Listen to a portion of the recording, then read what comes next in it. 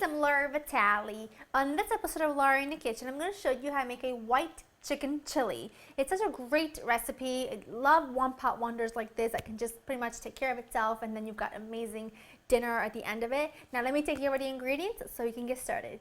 You're going to need some ground chicken. This is some Italian turkey sausage with the casings removed, some cannellini beans that had been drained and rinsed, chopped onion, garlic, a mixture of chili powder. You're going to need some oregano, ground cumin. These are some canned mild chilies, some chicken stock, some salt and pepper, a little bit of olive oil, and just a couple of additional ingredients that are going to come at the end of it. But for now, we really need to get right into the cooking. Now I got a big pot here with a couple tablespoons of olive oil preheating over about medium-high heat, and I want this to be nice and hot. So let me test it.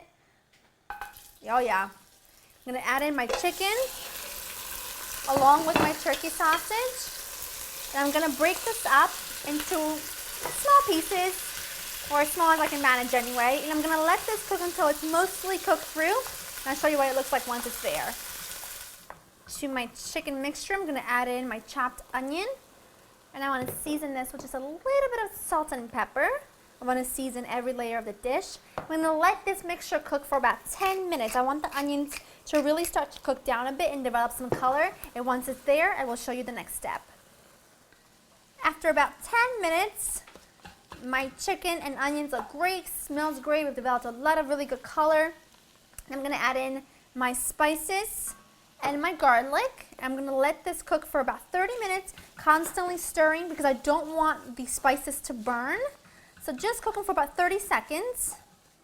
I just said 30 minutes, but obviously I meant 30 seconds. My little brain isn't working so well today for some reason. I've got too many things on my mind, and one of them is going to be eating this chili. It's all I can think about because it smells so amazing. Now in here I'm going to add in my chicken stock along with my chilies. These are mild canned chilies, and my cannellini beans. I have to tell you, I'm a huge fan of regular ground beef chili, and I have a recipe on laurinthekitchen.com for it. I really love it. I think it's amazing, but I have to tell you, you've got to try this recipe because it's slightly different, yet it still has a lot of the depth of flavors of a traditional chili.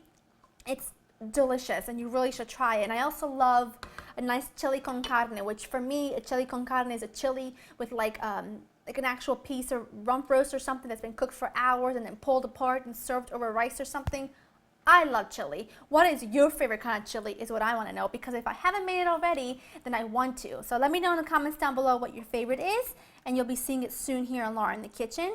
Now this is going to come up to a boil. I'm going to partially cover it, turn it down to low, and I'm going to let it cook for about 2.5 hours, and I will show you what it looks like once it's there. My chili's been cooking for about 2.5 hours, and it is perfection on every level. Smells amazing. Now I'm going to add a touch of cream to this, and just trust me when I tell you, this makes it from delicious to outstanding. It gives it a really nice richness, and it really balances the chili powder well and the canned chilies that we put in there.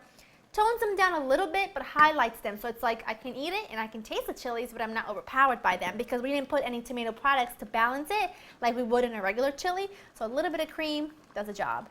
Now I'm also going to add in some fresh cilantro, and I'm going to season this with salt and pepper. I gave this a try, and I think it needs a bit more seasoning, but at this point it's completely up to you. You just want to check on it and just taste it, and if you think it needs a bit more, then you add a bit more. You know, it's always to taste. So let's just give this a stir, turn this off. It's done. We're done. It smells so good. And you could serve this as is. You could serve it over rice. You could serve it with some cornbread. You could top it with some sour cream and maybe a little bit of cheddar. I'm just saying, you could if you wanted to.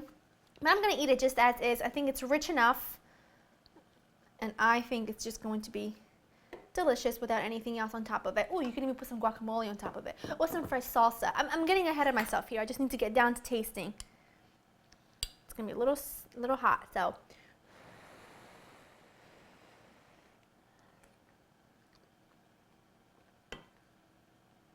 That is a home run. So delicious. It's so incredibly easy to put together. I'm going back in for more. If you want to get this recipe, you know where to find it. laurinthekitchen.com has got you covered. I'll see you next time. Bye.